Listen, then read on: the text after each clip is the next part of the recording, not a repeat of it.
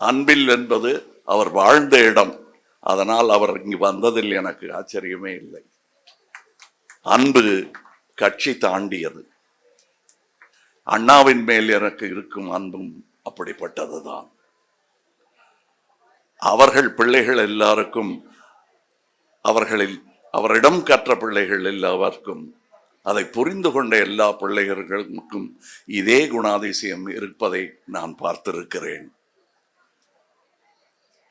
பதவி வரும்போது பணிவு வர வேண்டும், துணிவும் வர வேண்டும் தோழா என்று சொன்னார்கள்.